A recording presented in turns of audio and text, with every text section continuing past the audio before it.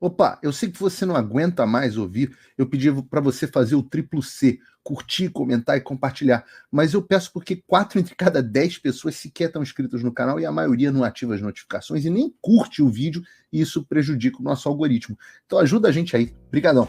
Agora, o Marcelo, para a gente fechar aqui, a gente já está com 1h30 de programa.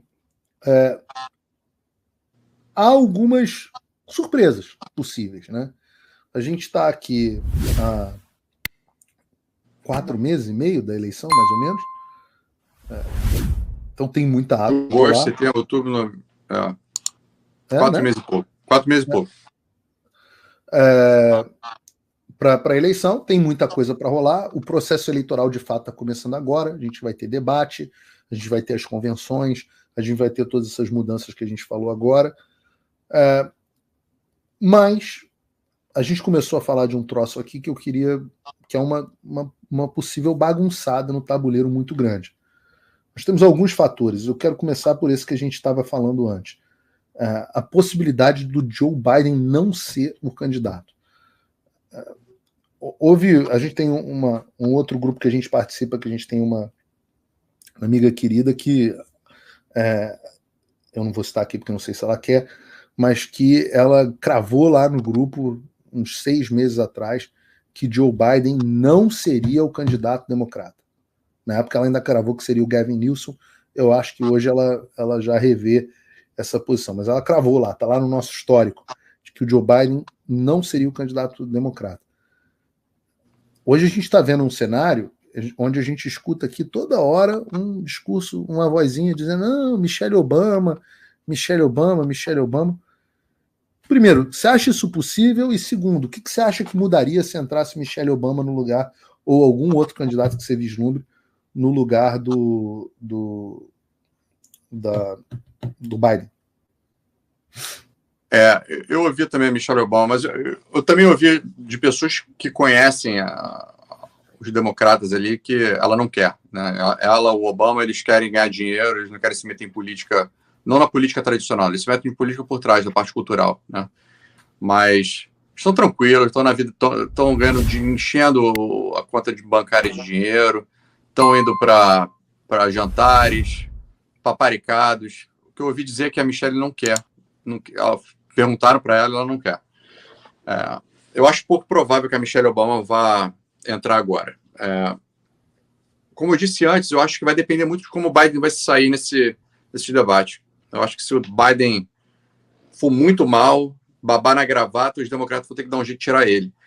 Mas eles não têm muitas opções, não. Esse que é o problema para eles, né? Porque eles estão testando, eles fazem pesquisa com a Kamala Harris, fazem pesquisa, fizeram com o Gavin Newsom. Gavin Newsom é o governador da Califórnia, para quem não sabe. Mas não, o Trump com a Kamala Harris, o Trump tá o dobro de aí é landslide. Se botarem a Kamala Harris, é landslide. Acho que nem o Biden vai acabar votando na Kamala Harris. Então eu acho que o Biden ele vai meio que por default, entendeu? Se ele não fizer muita merda, tá? Se ele não chegar no debate e, ficar perdido, eu acho que vão com ele mesmo, porque já tá o negócio meio que arrumado para ele. Agora, se ele for muito mal no debate e aí depois do debate as pesquisas começaram a aumentar, aí eles não vão ter opção, vão ter que botar alguém lá. Não sei o que eles vão fazer. Há uns 1 mês e meio atrás, mais ou menos, eu contei para você que eu tive com um dos caras mais próximos do Trump, da campanha dele, a gente estava jantando junto, e ele é um amigo querido, não é o Jason Miller, para quem estiver me perguntando, é outro. O Jason Miller também é muito próximo, mas eu estava sentando com ele e perguntei para esse cara, não vou dizer o nome dele só para não tornar público. Ele falou assim: cara, eu acho que quando chegar julho vão trocar o candidato. Acho que a gente está gastando muito esforço com o Biden não vai ser o candidato. E eu acho que eles vão pegar um governador menos conhecido, uma pessoa jovem, e vão inverter essa posição da idade. Porque aí, se botam um jovem de 50 anos, você é um jovem de... Quantos anos você tem, Marcelo? 47. 47. Então, pega um jovem como você... e bota, e aí automaticamente o Trump, que hoje é o garotão da disputa, o Trump passa a ser o velho da disputa. Então ele tem, inclusive, uma preocupação com essa coisa de ficar usando a questão da idade, a questão da idade, a questão da idade. Mas eu não acho que usam muito a questão da idade, usam a demência mesmo. Eu também acho. Mas é mais ou menos, né? A pessoa bota do Biden como se ele estivesse no asilo, o White House virou nursing home, né? Virou asilo. Então, eu não sei. Ele tem essa aposta e tem muita gente. Estou dizendo aqui, né, para as pessoas que estão assistindo o programa, que eu converso com todo mundo e não tem resposta certa para a eleição. A gente está aqui fazendo conjecturas, a gente está aqui fazendo exercícios mentais. Né? O outro tema que é interessante, Marcelo, que eu acho que, inclusive, influencia o debate, é a questão do Robert Kennedy Jr., né? Que é um candidato que chegou a cogitar sair pelo Partido Democrata. Ele é muito próximo do Partido Democrata, como Kennedy, ele é naturalmente ligado aí à linhagem dos democratas, mas ele acabou saindo candidato de forma independente.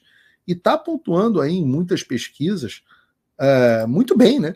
Se você for pegar as pesquisas nacionais, o último número aqui das pesquisas nacionais, vamos botar aqui na tela de novo para a gente, você tem um Robert Kennedy com 10% na média das pesquisas, mas tem pesquisa que ele aparece com 15%, 17% das pesquisas. Então, o que você acha? Como é que você acha que o Robert Kennedy mexe nesse tabuleiro? Eu acho que a questão mais interessante que as pessoas se perguntam é de quem ele vai tirar voto, né? Mas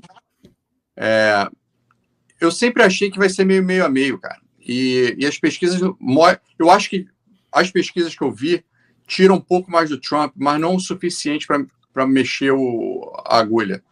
Porque ele é um cara que atrai muito do voto democrata menos radical, aquele pessoal que é de esquerda, mas que não gosta desse negócio muito radical woke e quer alguma coisa diferente e acha o Biden muito, muito senil. E aí ele tira esse pessoal e também tira aquele republicano que tem nojinho do Trump, tem o Trump Derangement Syndrome, né? Que é aquela raivinha do Trump, um negócio meio estético, aquela raiva meio estética do Trump. Então ele tira um pouco de cada lado, ele não tira muito mais de um lado do outro. Então eu acho que não vai ser uma coisa que vai decidir, não. Você quer ver um negócio que eu acho interessante? Eu vou colocar aqui na tela, tá? Quando você pega pesquisas que tem os dois, por exemplo, a última pesquisa do Emerson College, que mostrou o Trump, quando é Trump versus Biden, é 50-50, empate. Quando é Trump versus Biden versus Kennedy, aí você tem 5 pontos de vantagem para o Trump, ou seja, significa que o Kennedy tirou bem mais votos do Biden. Outro exemplo, aqui uma outra pesquisa só para a gente comparar, desse Bullfitch Group, tá? Ela mostra o Trump com 2 pontos de vantagem em relação ao Biden, na pesquisa quando são só os dois. Quando colocam os outros candidatos, como Robert Kennedy com 11%, o Trump passa a abrir 5 pontos de vantagem em relação ao Biden. E eu vou aqui só para pegar outros aqui. Harvard Harris, o Trump contra o Biden, com 6 pontos de vantagem quando é o Trump versus o Biden. Quando você bota os outros candidatos, o Kennedy pontua com 14% e o Trump passa a ter 5% de diferença. Quando você bota todos os candidatos, o Trump passa a ter mais 8 pontos de vantagem na Harvard Harris. Então, de um modo geral, o que as pesquisas estão mostrando, pegar só aqui da Signal mostra, por exemplo, o Biden contra o Trump, 1 ponto de vantagem para o Trump. Quando entra o Kennedy, a vantagem do Trump passa para 3 pontos, então aumenta também. Então, na verdade, em todas as pesquisas, pelo menos que estão aqui nesse objeto, nessa seleção aqui do 538, em todos os cenários, o Kennedy como candidato favorece o Trump nas pesquisas eleitorais. Você imagina como é a raiva que não deve dar nos democratas, vendo um cara que é um democrata, né, tradicional, dando ponto pro Trump, que é o maior inimigo da história do Partido Democrata. E eu digo que isso é mais importante no sistema do colégio eleitoral, porque onde muitas vezes a vantagem do democrata às vezes, ou de um candidato qualquer, é muito pequena. Então, 7 pontos percentuais, 10 pontos percentuais, se tirar 60% dos votos a mais do Biden do que tirou do Trump, você inverteu. Em estados como Arizona, ou estados como Geórgia, né, você inverteu completamente o resultado eleitoral por causa da candidatura do Robert Kennedy Jr. Isso aconteceu, por exemplo, aqui nos Estados Unidos em várias oportunidades. Teve o caso clássico do Ross Perot, mas também aconteceu com o Al Gore na Flórida. Né? O Al Gore perdeu a Flórida. Até hoje, desculpa esse cara. Com o cara do Partido Verde, que é justamente a grande bandeira do Al Gore. E o cara teve, sei lá, 2% dos votos, mas foi o suficiente dos votos que, se o Al Gore tivesse tido, teria levado o Estado em relação ao George Bush. E teria levado a presidência. E teria se tornado o presidente dos Estados Unidos. Então, eu acho esse fator do Robert Kennedy Jr. interessante. E para a gente fechar aqui, o último ponto que as pessoas perguntam: o que acontece se o Trump...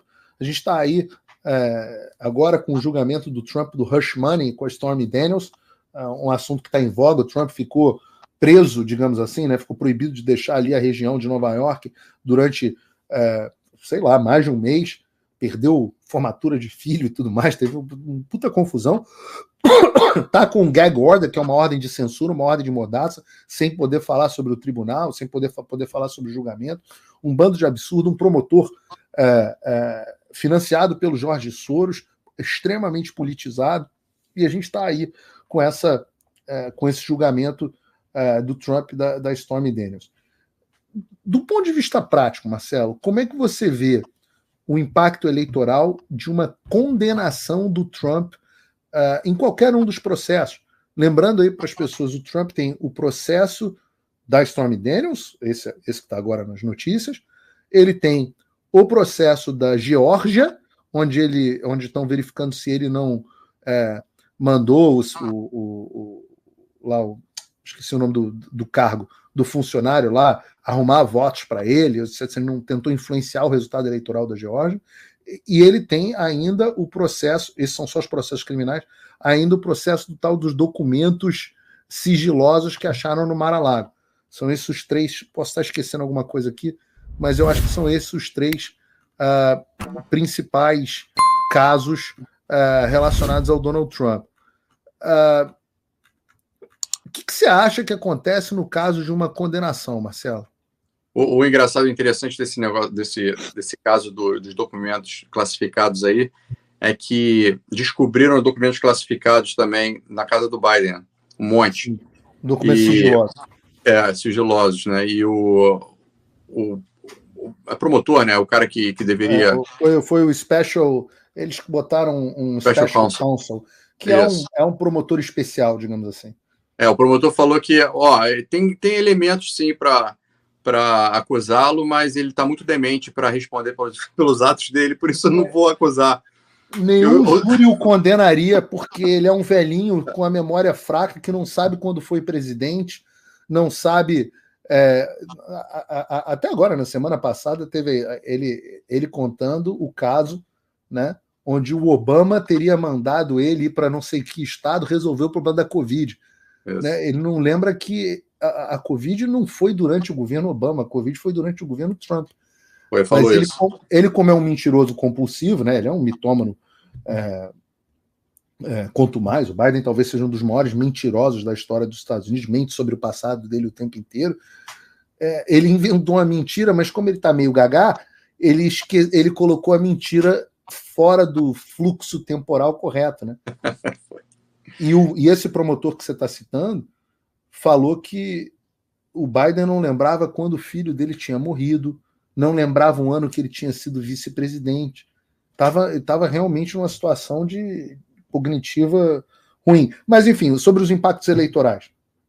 Então, eu já vi pesquisas de todo jeito. Agora, o que a gente pode palpar, né? Porque eles fazem pesquisa da seguinte forma: eles perguntam, se o Trump for acusado disso, como é que você votaria? Como é que mudaria? E se o Trump for condenado disso? E se for condenado daquilo? E as pesquisas são muito díspares, elas são muito diferentes. Cada pesquisa mostra uma coisa. Mas o que eu estou percebendo, e o que eu acho que os democratas também estão percebendo, é que quanto mais eles insistem nesses processos nessas acusações completamente descabidas, claramente políticas, o Trump está ganhando mais votos, o Trump está aumentando a distância para o Biden. Não vamos esquecer que não tem muito tempo que o Biden estava liderando com alguma folga as intenções de voto.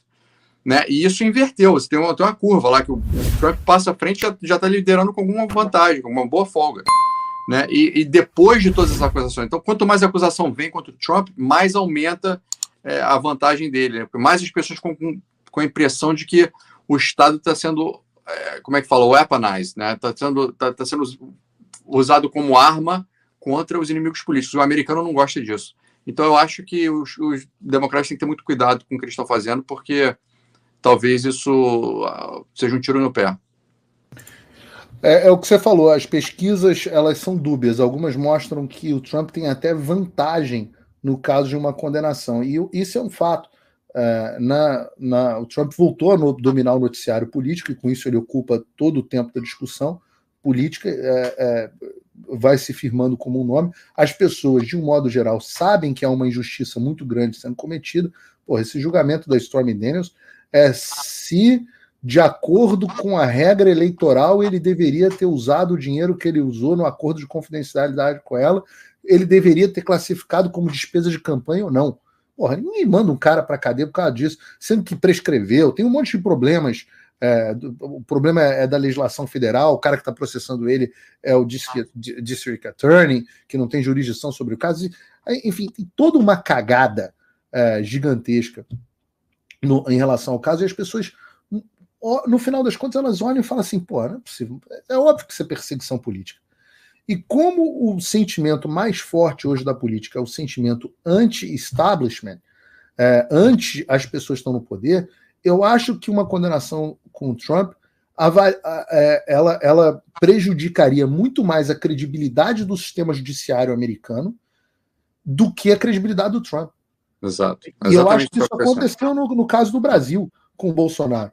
Né? A inelegibilidade do Bolsonaro não afetou em nada a popularidade dele. Todas as ações que o Xandão abriu, não sei quem, enquetes, etc., a pesquisa que saiu essa semana, que se a eleição fosse hoje, o Bolsonaro seria eleito presidente.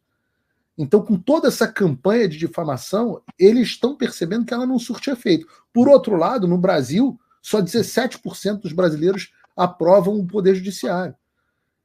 Né? Sendo que numa outra pesquisa, se você somar 60 e poucos % dos brasileiros consideram que ou a gente vive uma ditadura do judiciário ou o judiciário abusa do seu poder.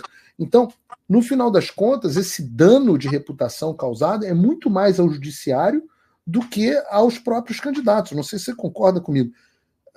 Eu lembro que a gente fez o último Conexão América que a gente fez, que eu trouxe até... A gente estava na companhia do Flávio Quintela e do Eliel Rosa.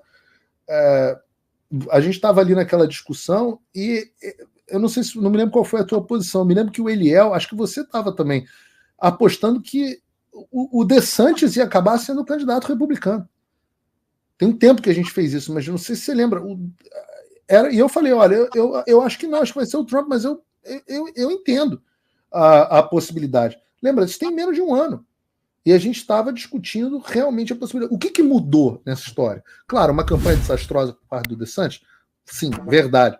Mas o que começou a catapultar de novo o Trump como favorito foram justamente essas acusações contra ele, que galvanizaram o apoio do partido e do eleitorado e da militância em torno do Trump. Aquele desgaste que a gente ouvia muito, você lembra disso, que as pessoas estavam já de saco cheio do Trump? Isso passou. Né? E as pessoas se uniram em torno dele. Então, agora, é importante dizer, muita gente pergunta, não existe lei de ficha limpa nos Estados Unidos. Então, na hipótese do Trump ser condenado e haver pena de prisão que vai se gerar, aí eu acho que vai ser um bafafá danado, porque eu tenho questão do serviço secreto, onde vão prender o cara no meio da campanha. Eu acho que vai ser um fudevu de caçarola gigantesco. Mas, meu pai que usa esse termo, fudevu de caçarola. O fato é que ele pode ser candidato dentro de uma penitenciária. Não tem lei do ficha limpa nos Estados Unidos. Né? E tentaram torná-lo inelegível com uma manobra lá na Suprema Corte, e a Suprema Corte virou e falou assim, tem essa porra não. Pode botar de volta. Pode botar de volta 3 estados, não me engano. Tiraram lá ele. E a Suprema Corte virou e falou assim, ó, pode tirar o cavalinho da chuva, pode botar o nome dele, que aqui nos Estados Unidos não tem essa porra, não. O povo decide quem vai ser o presidente. Eu me lembro que quando aprovaram a lei do ficha limpa, eu fui uma dessas posturas impopulares de dizer, isso é a maior sandice que alguém pode fazer. Você está tirando o poder do povo decidir se quer ou não eleger um candidato e dando o poder para os burocratas do judiciário determinarem quem vai ser ou não o candidato. Eu falo assim, porra, será que isso vai dar errado? Transferir o poder do povo para os burocratas?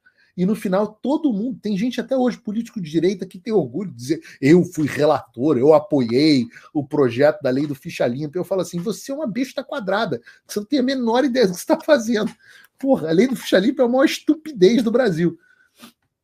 No final das contas, a lei do ficha limpa de hoje é um Bolsonaro inelegível e um Lula elegível. Se precisava de alguma prova de que eu tinha razão. É isso. Eu acho que a gente cobriu bastante coisa aqui, quase 2 horas de programa hoje. Eu acho que a gente falou de bastante coisa. As pessoas vão deixando aí no chat também as suas perguntas, coisa que a gente pode abordar no próximo Conexão América. Conforme a eleição for se aproximando, muito possível aí, Marcelo, que a gente tenha que botar um Conexão América semanal, se preparar aí, pelo menos no mês da eleição. E antes disso, a gente vai fazendo aí coberturas eventuais, talvez às vezes para trazer 1 ou 2 pontos para a gente comentar no Paulo Figueiredo Show juntos. E vamos por aí, mas foi muito bom essa nostalgia aqui de estar de volta contigo discutindo política americana. O prazer foi todo meu. Queria agradecer também ao pessoal que assistiu, o pessoal que está interessado nesse assunto, que é muito importante. É um prazer, muito bom mesmo estar de volta e vamos tocar para frente, vamos fazer de novo sim. E ao pessoal que quer seguir você no Twitter, Marcelo, no X? Bota lá, o Dr. Ribeiro, DR, _, né, Ribeiro, MD. Procura lá no Twitter que eu falo de política lá o tempo todo, não só de americana. Então eu recomendo às pessoas que sigam o Marcelo, que é uma das melhores vozes aí no Twitter, não só de política americana, mas de política brasileira também, Dr. DR Ribeiro. MD. Marcelo, MD. Marcelo, obrigado mais uma vez. E a você que está em casa, eu agradeço sempre a boa audiência que nós tivemos aqui hoje. Agradeço, peço que você, mais uma vez, clique no like, envia esse vídeo para aquele teu amigo que não entende eleição americana, não entende o que está acontecendo. Eu acho que a gente deu um panorama geral aqui. Faltou, a gente podia ter ainda falado um pouquinho do Senado, podia ter falado um pouquinho das previsões para a Câmara, mas fica para o próximo programa, porque esse foi só de presidência. No próximo Conexão América, que se Deus quiser será em breve, a gente volta a falar desse tema. Até a terça-feira que vem, de volta ao Paulo Figueiredo Show na nossa programação normal, às 3 horas da tarde, onde eu vou falar sobre política brasileira, sobre política americana, sobre política internacional, assuntos mais filosóficos, assuntos mais banais, tudo isso no programa lá na terça-feira. E peço a você, de novo, a possibilidade de você considerar se tornar meu apoiador.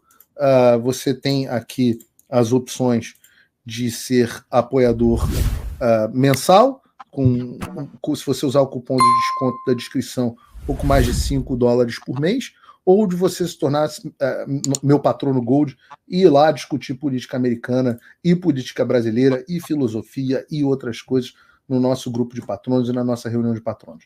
Até a terça-feira que vem, como eu disse. Deus abençoe o Brasil e Deus abençoe a América. Opa, eu sei que você não aguenta mais ouvir, eu pedi para você fazer o triplo C, curtir, comentar e compartilhar, mas eu peço porque 4 entre cada 10 pessoas sequer estão inscritas no canal e a maioria não ativa as notificações e nem curte o vídeo e isso prejudica o nosso algoritmo. Então ajuda a gente aí. Obrigadão.